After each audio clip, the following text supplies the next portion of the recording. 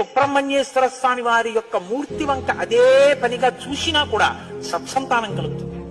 అంతటి మహానుభావుడు సుబ్రహ్మణ్యుడు. ప్రత్యేకించి ఏ కారణం చేతనైనా గర్భం నిలవక బాధపడుతున్న వాళ్ళు, గర్భిణి అయినప్పటికీ కడుపున ఎటువంటి బిడ్డలు పుడతారో తెలియని వాళ్ళు, వాళ్ళ ఆయుర్దాయం బాగుండాలనుకున్న వాళ్ళు, సంతానం క్షేమంగా వృద్ధిలోకి రావాలనుకున్న వాళ్ళు రామాయణాంతర్గతమైన షణ్ముఖోత్పత్తిని విని తీరాలి.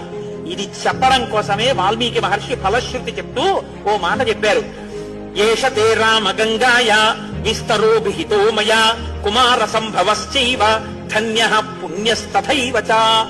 ఎవరు ఈ షణ్ముఖోత్పత్తిని శ్రీరామాయణంలో వింటున్నారో వాళ్ళకి ఎటువంటి చిక్కులు ఉన్నా అన్ని చిక్కులు విడిపోయి అపారమైనటువంటి ధన సమృద్ధి కలుగుతుంది.